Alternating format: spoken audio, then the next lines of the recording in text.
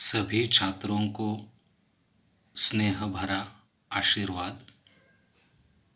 छात्रों, आज इस वीडियो के माध्यम से हम 8वीं कक्षा की छठी कविता जरा प्यार से बोलना सीख लीजिए इस कविता को समझ लेंगे, पढ़ेंगे। तो आइए सबसे पहले हम इस कविता के जो कवि है रमेश दत्त शर्मा, इनका परिचय देखते हैं। कवि रमेश दत्त शर्मा जी का जन्म 1939 में जलेसर, एटा, उत्तर प्रदेश में हुआ था और उनकी मृत्यु 2012 में हुई थी। कवि का परिचय, कवि रमेश दत्त शर्मा जी का परिचय। शर्मा जी 50 वर्षों से पत्र पत्रिकाओं, रेडियो और टीवी के माध्यम से वैज्ञानिक दृष्टिकोण का प्रचार प्रसार करते रहे। आपको विज्ञान लेखन में दर्जन से अधिक पुरस्कार मिल चुके हैं। दर्जन मतलब 12 से ज़्यादा। आप कक्षा 7वीं 8वीं से ही, मतलब आपकी उम्र से ही स्थानीय मुशायरों में, मुशायरों मतलब कवि सम्मेलनों में, चचा जलेसरी के नाम से शिरकत करने लगे थे। शिरकत करने लगे थे मतलब भाग लेने लगे थे, सहभागी होने लगे थे। तो यह है कवि रमेश दत्त शर्मा जी का परिचय। आगे बढ़ते हैं इस कविता के बारे में, मतलब पद्य संबंधी। जरा प्यार से बोलना सीख लीजिए इस कविता के माध्यम से कवि रमेश दत्त शर्मा जी हमें क्या क्या बताना चाहते हैं, कौन सी सीख देनी चाहते हैं। तो प्रस्तुत गज़ल के शेरों के माध्यम से शर्मा जी ने हमें प्रेम से बोलना, सही समय पर बोलना, बोलने से पहले विचार करना, आत्मनियंत्रण रखना, मधुर भाषी होना आदि गुणों को अपनाने के लिए प्रेरित किया है। आपका मानना है कि हमेशा होंठ सीकर बैठना उचित नहीं है। आवश्यकतानुसार आक्रोश प्रकट करना भी जरूरी है। फिर एक बार समझ लीजिए इस पद्य के बारे में या पद्य संबंधी में। कवि ने हमें प्रेम से बोलना, सही समय पर बोलना, बोलने से पहले विचार करना, खुद पर नियंत्रण रखना, मधुर भाषी होना और आवश्यकता हो तभी अपने विचार प्रकट करना, इन बातों को अपनाने के लिए कहा है। आगे बढ़ते हैं। कविता जरा प्यार से बोलना सीख लीजिए, जिसके कवि है रमेश दत्त शर्मा। सबसे पहले मैं पूरी कविता पढ़कर सुनाता हूँ, ध्यान से सुनो। आप भी अपनी किताब खोलकर सामने रखो। कविता का पहला शेर है, या पूरी कविता। वानी में शहद घोलना सीख लीजिए, जरा प्यार से बोलना सीख लीजिए।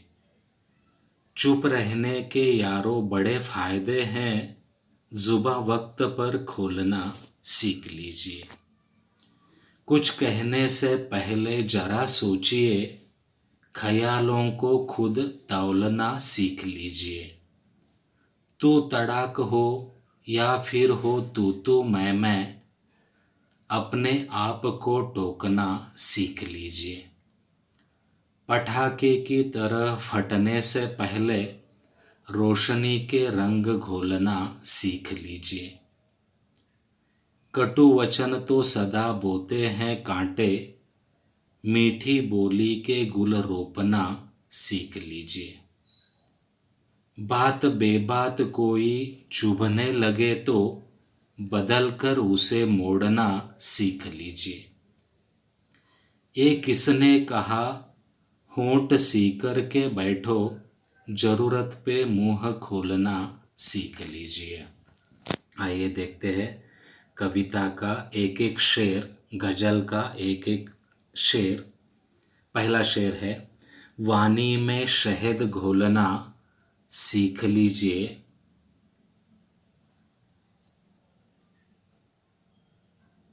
वानी में शहद घोलना सीख लीजिए, जरा प्यार से बोलना सीख लीजिए।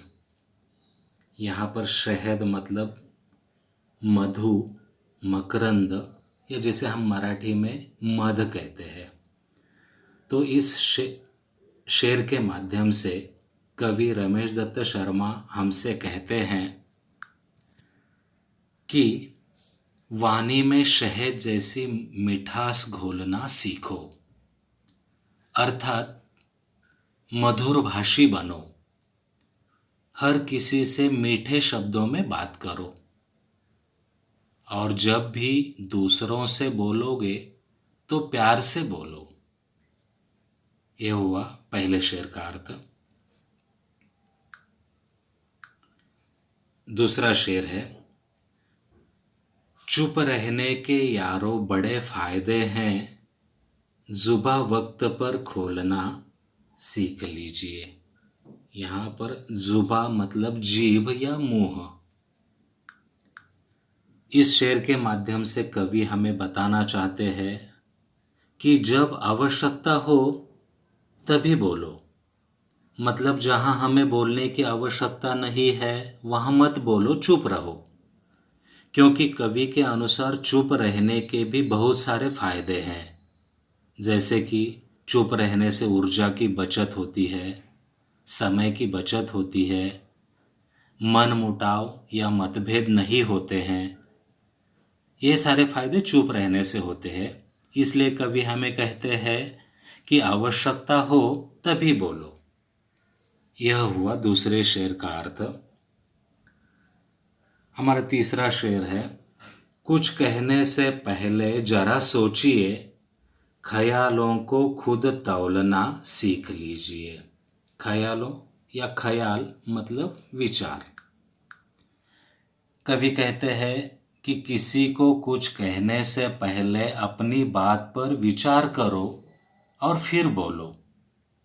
बोलने से पहले हम जो बोलने वाले हैं वह सही है या गलत है, इसके बारे में पहले सोचो और बाद में बोलो।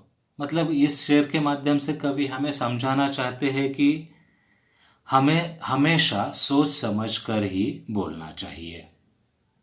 चौथा शेर हमारा, तू तड़ाक हो या फिर हो तू मैं, अपने आप को टोकना सीख लीजिए।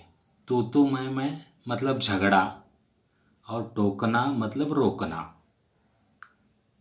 तो कवि यहाँ पर बताते हैं कि कभी कभी बातचीत के दौरान मतभेद होते हैं, एक दूसरे पर आरोप प्रत्यारोप लगाए जाते हैं। तो ऐसे समय पर हमें अपने आप को टोकना चाहिए, रोकना चाहिए।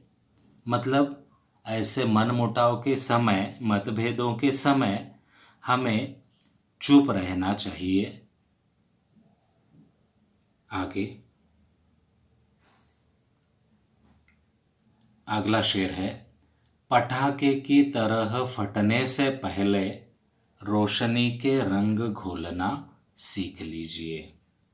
कवि कहते हैं किसी दूसरे पर पटाखे की तरह क्रोध प्रकट करना अच्छा नहीं है। क्रोध के स्थान पर प्यार की रोशनी फैलाना अच्छा है, उचित है।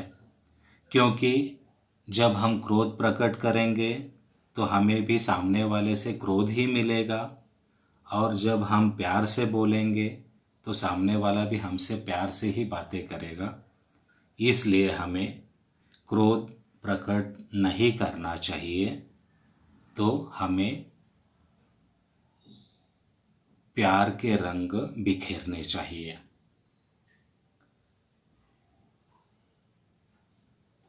अगला शेर, कटु वचन तो सदा बोते हैं कांटे, मीठी बोली के गुल रोपना सीख लीजिए। मतलब जब हम कटु वचन बोलेंगे, कड़वी बातें करेंगे, तो सामने वाला भी हमसे वैसे ही कड़वी बातें करेगा। इसलिए हमें कटु वचनों को त्याग कर मीठी बोली रूपी फूल के पौधे लगाने चाहिए।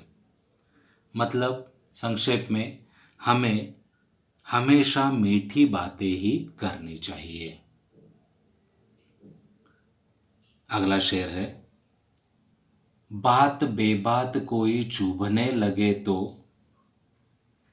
बदल कर उसे मोड़ना सीख लीजिए। बेबात मतलब बिना बात।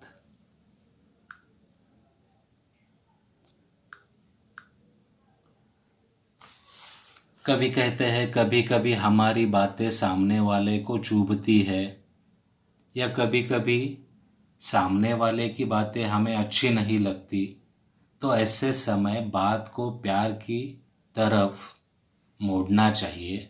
मतलब उसे प्यार से बात करनी चाहिए। और इस कविता का अंतिम शेर जो बहुत ही महत्वपूर्ण है वह इस प्रकार है, ये किसने कहा होंठ सीकर के बैठो, जरूरत पे मुंह खोलना सीख लीजिए। सीकर मतलब सिलकर, और मुंह खोलना मतलब अपनी बात कहना। इस अंतिम शेर के माध्यम से कवि हमें बताते हैं कि अनुचित बात पर या गलत बात पर हमें होंठ सीकर यानी चुप बैठकर नहीं रहना चाहिए। मतलब अगर कोई गलत बात कह रहा है तो हमें अपना मुंह खोलना चाहिए, अपनी बात बोलनी चाहिए, अपनी बात कहनी चाहिए और उसकी गलत बात का विरोध करना चाहिए। इस प्रकार कवि रमेश दत्त शर्मा जी ने जरा प्यार से बोलना सीख लीजिए इस गज़ल के माध्यम से हमें मधुरभाषी होना, प्रेम से बोलना, बोलने से पहले विचार करना, बोलते वक्त खुद पर नियंत्रण रखना, ज़रूरत होने पर अपना आक्रोश जरूर प्रकट करना आदि गुणों को अपनाने के लिए प्रेरित किया है। छात्रों, मुझे उम्मीद है कि यह कविता आपकी समझ में आई होगी। आगे मैंने इस कविता पर शब्दार्थ दिए हैं। उन शब्दार्थों को आप वर्गपाठ कापी में लिखिए और साथ ही पाठ्यपुस्तक के पृष्ठ 15 पर कुछ प्रश्न दिए हैं इस कविता पर। उन प्रश्नों के उत्तर भी आप वर्गपाठ कापी में लिखिए। धन्यवाद।